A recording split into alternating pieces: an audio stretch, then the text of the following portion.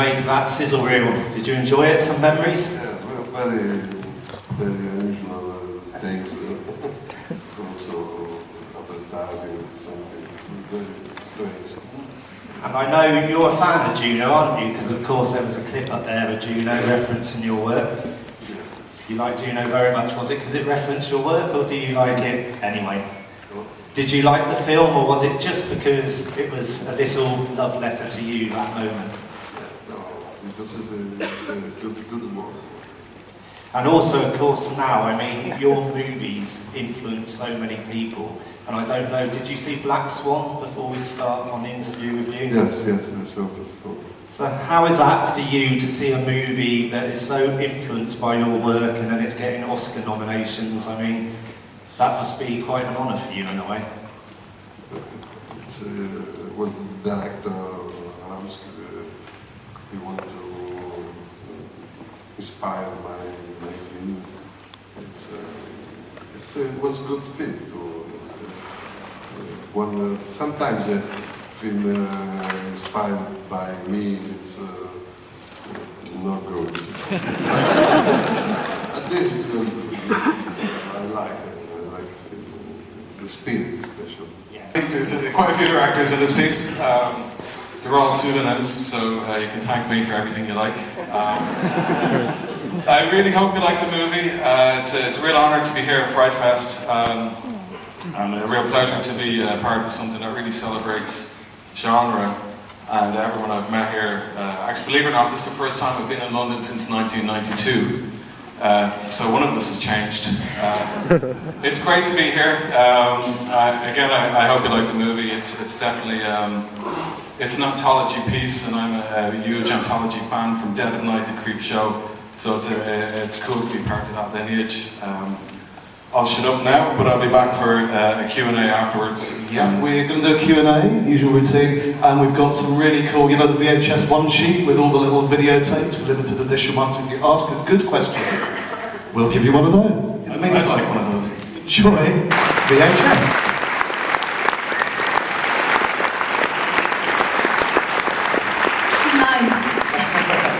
Now, we had Paco with Roma Santa all those years ago too, if you remember. Right, just set this up for us. What are they about to see? Well, vampire movie. First place, I'd like to thank Alan and the organization for having us here. We are really honored to be a part of Frightfest, which is an amazing festival in this wonderful city. Thank you very much, Alan. Your pleasure.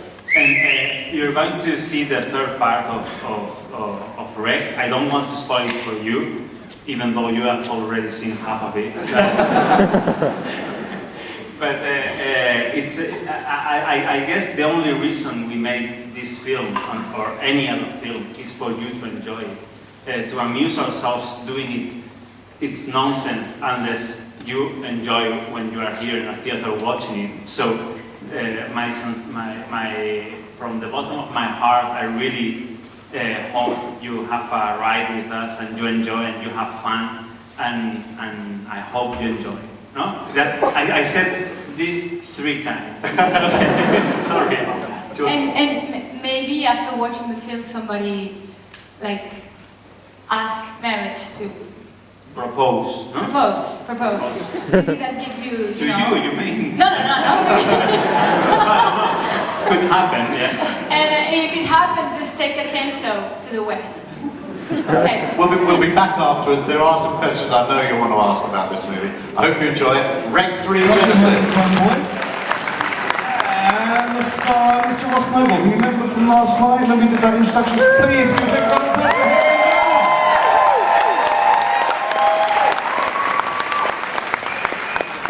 Hello. I'll tell you what, Ross, since yesterday we're exhausted already, right? So we've got 3 more days of this stuff to go. But you know what's mental, right? How many people were here yesterday?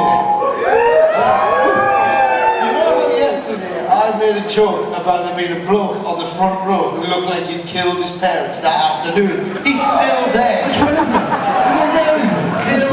He's still there in the...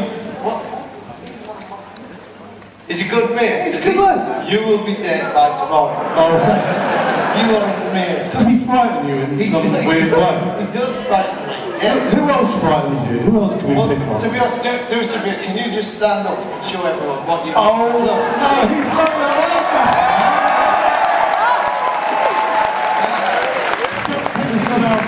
The thing is, right, to look at me upside down, that's what you look like. Have you ever had like a massive beard? I did have a big beard Where? for a while, yes, but I look like a kiddie fiddler. So Oh, it's similar to now, really. yeah, I thought I looked really cool and people went, you look like Harold Shipman. Yes. Oh, we should tell the story, right? You know who was taking the piss? Actually, no, he was sort of talking about Frankie Boyle. Oh, yeah. He's been seen. I've seen him like 2 or 3 times out the front of the cinema. Yeah. I swear to God. Remember? Were you here yesterday? About Yeah, Frankie Boyle cruising around outside. Yeah, he watches cruising around. He was checking you out, He man. watches all these films and then writes down the plot and turns them into jokes. Okay. No, that is absolutely true as well. Yeah, Frankie Boyle's I must have seen it on Twitter or something like, Paddy Ross Noble is taking a piss on me. I must go and see. Oh, the stitches. Maybe he's here. Is he here? Are you here, Frankie? Dead silence. Imagine that. Sorry, I'm over upstage. So, go for it, Ross. What? You talk better than me. Look at that. Like, Come on, Ross, dance like a This was supposed to be. I have to say, right, this is, you know what I love about tonight is the fact that finally you guys are going to get to see the film. Purely and simply because for months now, I've been telling people about this film. So basically, I'm a killer clown and I come back from the dead and people have been going, yeah, bullshit. Seriously, every interview I've done for months on end, I've been talking about this film and people think that I've just got bored in the interview. I'll make up mental, and they go, oh yeah, and I go, yeah, and then what he does is, right, and he kills this kid, and I describe it, and they go, no, that's not the real thing. And even now, I still, until you've actually seen it, I'm still not quite sure it happened. So, yeah, so this is good. This finally proves I'm not mental. Connor, how did you get this man involved in this particular movie? Sent him the script, you know, and then, I mean, one of the things I didn't realise is what a big horror fan Ross was, you know what I mean? So, I mean, I just, like a lot of people love to stand up, you know what I mean? So, And as I say, when I read the script, he had me a knife in the face. I said he had me a fuck me clown, which I think is Yeah. Now, I know you're probably sat there going, oh no, they've told us that at some point a woman shouts, fuck me clown, and oh no, he gets a knife in the face. Oh, they've spoiled like the big, but no, that's in the first, what, 2 minutes? It happens early. So, Ross, I know you're a big horror fan, aren't you? You've been to Frightfest quite a few times over the years. Under the radar, it's been like sneaking in. Not over the radar, just walked in. Over the radar. Walked in. Over the radar. I don't know if you've noticed, but cinemas tend to be sort of dark rooms. Oh, he's so up on himself, he turns up and he sits in the dark so nobody can see. Oh, don't look at me. Turns up to a cinema with a small spotlight. And just, could you put that on me, please? Yeah, it's like people with their phones, isn't it? Yes. Turns up and texting and it illuminates their face. Oh, that fucking shits me. I was in this true story. I was in the cinema a couple of weeks back, and there was a kid, and he was on his phone, and I got so angry. This is a genuine. I know this might. I shouldn't really share this, but I was so angry. I sat there with my cornetto, and I thought, if he doesn't turn his phone off, I'm going to stab him in the neck. I genuinely went, would that work? That'd probably work, yeah. I think I've been hanging around with him too long. I'll stab him in the neck with a cornetto. Not you, obviously. Are you that, you know, Bronson? Are you his dad?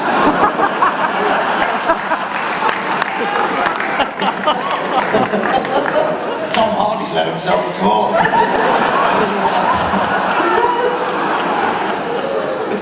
Go on, cheer me up. I'm sorry. So, when are you going to get your man? It is a lovely art gallery. What a lovely piece of art. So, I'm going to drop that. I'm doing that. So, when are you going to get your hair cut, by the way? How dare you! How dare you! Well, I did nearly shave it for this, but then, yeah, I will, at some point. I'm gonna, yeah. Perhaps we can get Frankie Balls to cut your hair. Yeah? Wow, that was... Why are you pointing at him?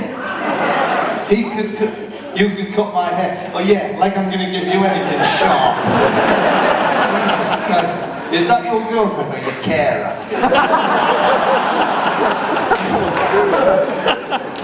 You what?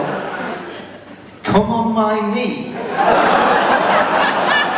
Jesus Christ. I know it's late. I mean, you're a very attractive man. I wouldn't reach from there. It's been refurbished and ruined that carpet. That'll be a hell of an intro to a show. And then he spunked on the front row. It's amazing. Oh God, that'll do with that beard of yours. You'd be combing it out for hours, wouldn't you? Say, because you've been eating them full of fruit corners. Brilliant. It's just like I said last night. Like normally an audience would go, oh, too far. And you want to go, brilliant, a bit of spunky beard fun. Can I point out, I was talking about the yogurty bits. I don't ejaculate fruit. People are ignoring that there. I'll tell you what it's that. It's fruit. As you can probably guess, we have got the film. We have got the film. This is the most it's been a long fucking here. Who are you? He's just saying, oh, this usher done off talk to me. Don't start on me now. Oh, sorry. No, that's all right. What I was going to say is, as you probably guessed from the long introduction, which hasn't finished yet, we won't be doing a Q&A afterwards. You'll be happy to hear. Otherwise, we'll be here till like 4 in the morning. But no, please keep riffing. Come on. Keep riffing. Come on. Keep riffing. I think so. I'm a dancing monkey. I'll just stand over here and I'll take one down there. Yeah, you can have it. You sit down there and go, right, do that again. Do the spunky beard bit again. We should probably talk, should we talk about the film and introduce it and say what people are about to watch? I guess so. Well, I suppose I just want to say a quick few thank yous to all the cast and crew that have come over from Ireland.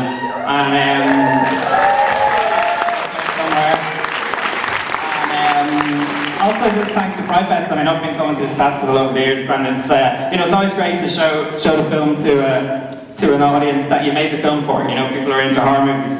Because I tried to show this to my mother a few weeks ago, and she's not the right audience for this movie. She didn't like that spunky beard stuff when I was talking about. She said, when are you going to make something watchable?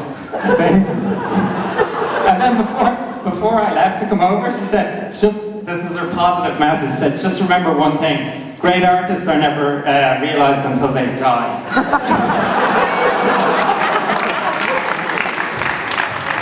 Well, keep looking at him. So yeah, so hopefully you like it. I'm sure you will. We had a lot of fun. Certainly did, yeah. No, it was quite cracked in the movie. Yeah. It's the world premiere of Stitches. Thank you, Noble. Thank you. Hope you enjoy it. Thank you to Jem and Sylvie Soskar. And Catherine Isabel. Mary herself. And some Julie Knox as well. And we also have John and Tracy.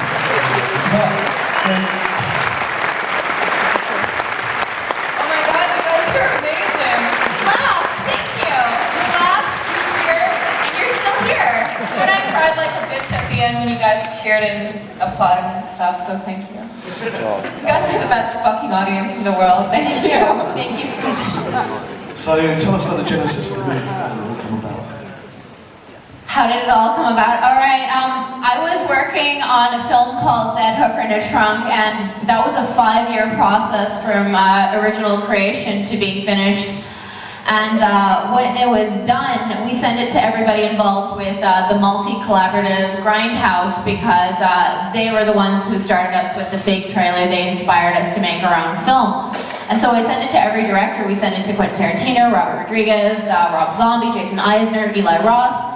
Just saying, basically, you inspired me. Thank you so much. I made a movie and now I'm making films. And I didn't expect to hear back from anyone. And then 2 days later, we heard back from Eli Roth through MySpace, you know, the Twitter/Facebook of then. So Jen didn't believe it, and she's like, yeah, so No fucking way is that Eli Roth. He's so sweet. No. she's like, so should we send it to your agent at CA? He's like, yeah, send it here, and blah, blah, blah. So we're like, oh my god, okay, thank you. Turns out it was Eli Roth, and after he saw Dead Hooker and was really sweet about it, he said, well girls, I'd like to read something else by you. So at the time we had nothing, so he was so kind to us, we decided to bullshit the man. So I was like, Eli, I have so many scripts right now. I have this one, and this one, and this one about this medical student. And he's like, yeah, the medical student one sounds very interesting. I'd like to read that one. I was like, oh. Well, Eli, I would be so embarrassed if there was like a spelling mistake in there. So Jen and I are just going to take a little quick boo over it, and we'll send it. Or write a script and just pull it out of our asses and be like, oh, here's the body model. So I look at Jen, I'm like, holy fuck, we have 2 weeks to send a script to Eli Roth. And I say, dude, what the fuck do you know about body modification? Humorously enough, I was dating someone, and you know how sometimes people are like, ooh, look at this thing I found on the internet, I bet it's gonna freak you out. And I didn't know at the time it was a prank for April Fool's Day, but it was 2 identical twin brothers. One of them had his arm severed, amputated, and grafted onto his brother's chest plate, and then he had his ring finger taken off and then put onto his other brother's finger, so he had an elongated finger, and because they're genetically identical, the limbs weren't rejected, and that didn't really disturb me as much as the love letter that said, you have to be an identical twin to really understand, to want to have this closeness. She turned to me and said, dude, would you ever do that? I was like, I love you, but fuck no. And then we thought about it a little bit more, and we're like, you know what? I know it's probably really difficult to do, but if you know, traded arms, you could go like this. She pretends she's not interested, but she wants to see. And it would be like you're holding hands with your twin. That's the only process that they're just starting to do in Europe, where it's about 40 doctors. We thought it would be... Dude, we are in Europe. We are... Oh my god, we're in London. At least you're pretty. So I became obsessed with body modification, so I started creeping on all the sites, pretending I was getting surgeries done and asking for advice, and they were very kind to me. And then I was like, actually, I'm making a movie, and they just disappeared. But we were really lucky to have Russ Fox, our flesh artist consultant, and Elwood Reed from the Church of Body Modification come on board, and it was really important to us because being identical twins, you're kind of always judged on your physical appearance, and that's something I have in common with people in the body mod community. People already assume who you are and what you are because of the way you look, and I thought, you know, everybody I've met in the body mod community is the most self-aware, kind, normal people I've met, and people that they say are normal and you should trust, I find to be usually pretty fucking horrible. And I was like, wouldn't that be fun? Let's make a movie about that, and then fuck, we did it. Okay.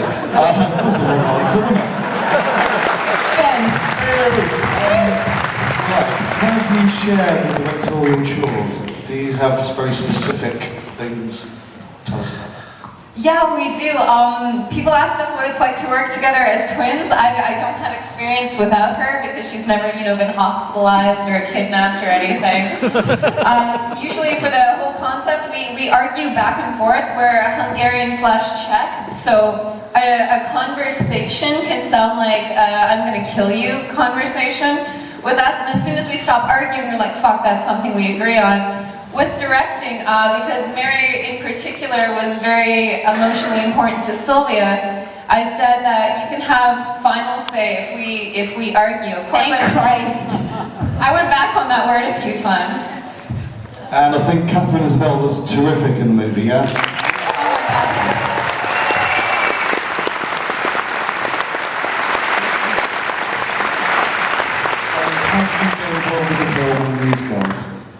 I was emailed the script and I was not in front of a computer. I had my BlackBerry, and yeah, I was like, okay, I'll read a little bit. And he ended up reading the whole 180 pages on my BlackBerry lying in bed. And then I think read it 2 more times the same day and said, fuck, this is great. I doubt they'll ever get it made. But I met with them and they were them. Sorry. Just awesome craziness all around. And it took a while. And all of a sudden they were like, fuck, we're gonna do this. We're gonna shoot it in 15 days. I started to cry a little bit. And we actually did it. And yeah, that was it. They just sent it to me. And you, sir, how did you get involved? Well, I had an audition, and I knew from the audition that this wasn't going to be like any other job I'd ever done before. I think I was hugged the minute I walked into the audition, which is unusual. We were asked by our casting director to stop hugging people that we like. She's like, no, you gotta play hardball. No, I want to hug. I thought it had gone well. And then, actually, when I was offered the role, I got a call from my agent who then said the casting director was going to call, and who then told me to call the twins directly. And this was, you remember, this was kind of late at night, and I thought, should I wait till tomorrow? They said, no, call tonight. So I called, and they said, well, we'd like to offer you this role. And I said, well, fantastic. And they said, no, you haven't seen the whole script yet. And they said, well, send it over. And I said, well, I'm sure. They said, no, please just, will you read the whole thing first and then call us afterwards? So, we had some issues during the auditioning process where someone's like, yeah, the scene looks like a great movie. And I was like, did you get the whole thing? No. Billy, the second lead, didn't get the whole script, and he's doing the last scene, and I'm insane, so I read as Mary, and he goes over to me, and he tries to kiss me. I was like, no, dude, you were just getting blown by some other chick. She doesn't want to fucking make out with you. He's like, what happened? And then she went and tried to chop her up in the back. What happened? Did you not read the script? I thought I could just lie and say that I did. Yeah, no. So would you consider body modification for yourselves? Okay, so I really want to. I want to do a suspension, a hanging. Did you know that your skin farts after you? This is the only thing keeping me from doing it, because after you do the suspension, you have to let the air out so your flesh farts. But they were attractive, isn't it? No, it's cool. It's cool because it's like you transcend and you don't have to be like high or drunk or anything. It's just like a sensation. It's cool. But I'm kind of a pussy, so I have a body modification hook on my phone, which is a reminder for me to grow some balls. I would maybe get my back pierced, and then I'd say, thanks, that'll call it a day. That's enough for me. Thank you. I appreciate, but I just don't think that I would look cute in horns, though I kind of she totally would though. Pretty quick, I like to average 3. I do not like rehearsals. I think they're sort of toxic. I believe very much in obviously blocking a scene so crew and camera know what's going on, and it gives the actors an opportunity to say, I know you see me over here, but I'd kind of rather be over here, you know, touching this. And but I like to save it for when the camera's on. So we're faster because we're not rehearsing, and I think we're faster too because it's pure on the first get-go. And how are you doing? You've just been shown in Germany, correct? Yes. And how's the reaction there? I mean, are you getting sort of like really positive feedback from the film? I am getting positive feedback. Everybody has a little bit of an issue with the ending, and I'm super proud of the film, and I get why people have trouble with the ending if they do. You know, it's intense to sit in a room with you guys and watch this. Every sound you make and every sound you don't make is terrifying. But, you know, it's been really good. It's been interesting to hear what people have to say, and Germany was very kind to me. Okay. Let's ask if there's any questions here. So from the get-go, it is a dirty little joke. But Reese and Pollyanna are absolutely wonderful in it, and we had a wonderful cast and crew, most of whom are here. Guys, thank you so much, you did a wonderful job. I can't see a fucking thing. It's like Close Encounters. And obviously thank you to everybody who contributed. We crowdfunded this piece, and you know, we gave away a lot of neat little goodies attached to the movie.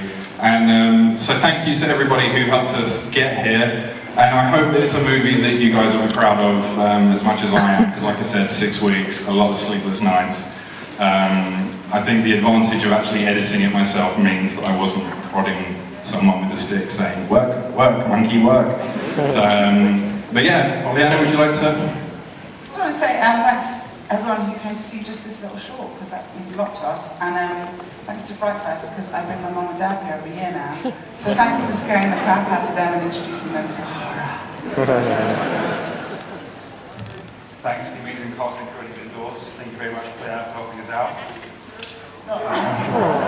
Yeah, and honestly, if there's anyone who can't run the project, thanks a lot, and hopefully this is a big thing for Davis. As you guys know, he does want to do... I want to do more. I'm looking at you, James Moran. No, it's not, as usual, but it doesn't matter. That was Friday the 13th. That was Frightfest the 13th. We hope you enjoyed yourself.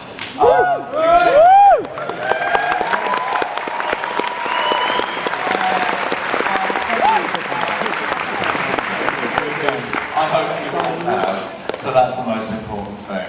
We've got to say thank you to Filmfour, our headline sponsor, and everybody else associated with us. I mean, Soho House, Verizon, everybody took the film.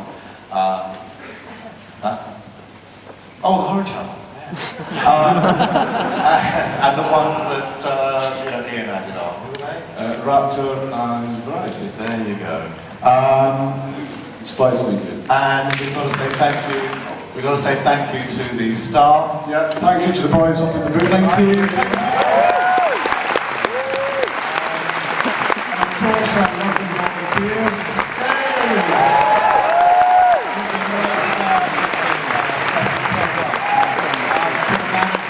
Scott, Steve, you, everybody, they've just been brilliant. And we just love it.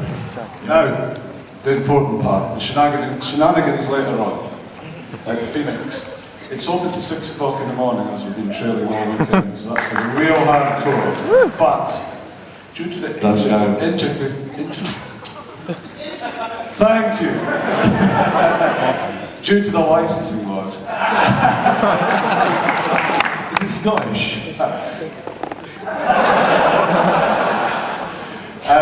You've all got to leave at 2:30, and I'll go back in again.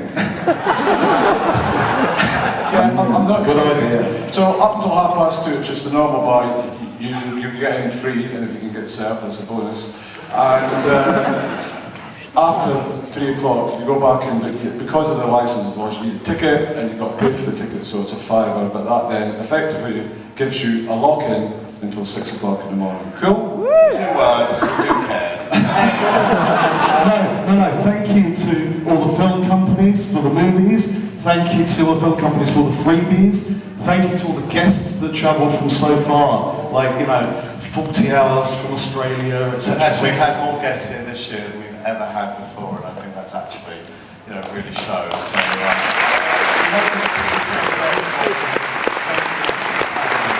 Frightfest is now one of the most important events in the world calendar, and it's mainly because you come here and actually provide, what you do. The audience, you love the film, it's really great. They love your feedback, you know that. So the final thank goes to you. Thank you very much.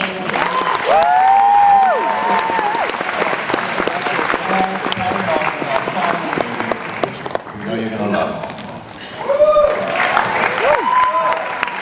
So, this is the world premiere, thanks to Lionsgate Films, of Tower Block, which is terrific. Please welcome to the stage directors James Nunn and Ronnie Thompson.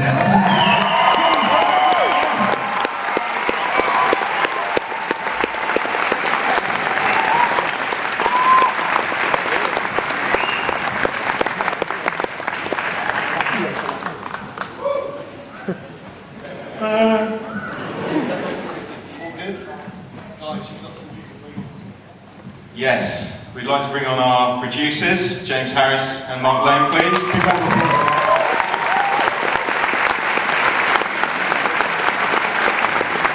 We also did Tottenham's versus Zombies, which I know everyone really loved. I think it's time to bring on the legend that's James Moran as well. James Moran.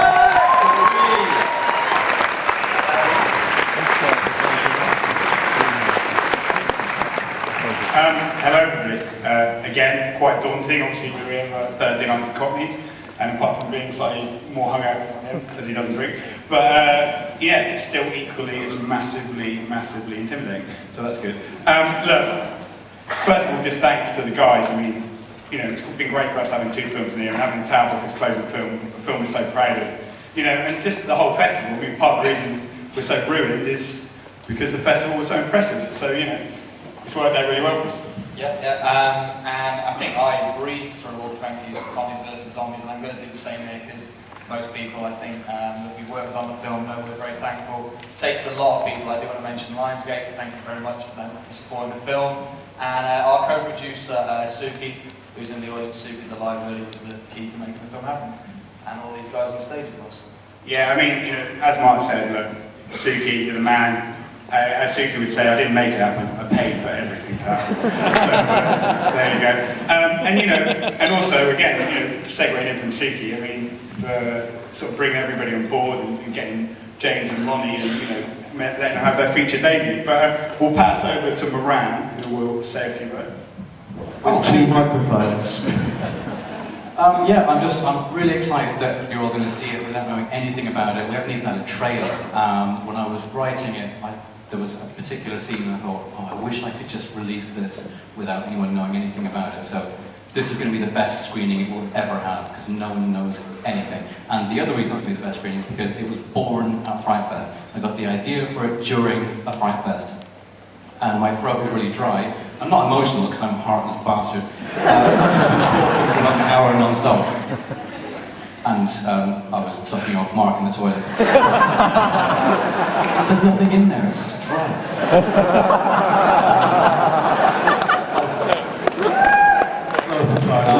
So thank you to the Frightfest boys, and thank you to the Frightfest audience, and especially thank you to my lovely wife, Jodie, who has stuck through me. Very thick, stuck through me? Is that the next film, James? She stuck with me and through me. There were days before I'd sold Severance where I was going to just pack it all in because I just wanted to give it all. I just had enough, and she just made me keep going. And she stuck with me all the way through it, and you know, Severance wouldn't happen, these 2 wouldn't happen, I wouldn't happen, I probably wouldn't be here. I don't mean I'd be dead, I mean I wouldn't be here practically on stage. This is going horribly wrong.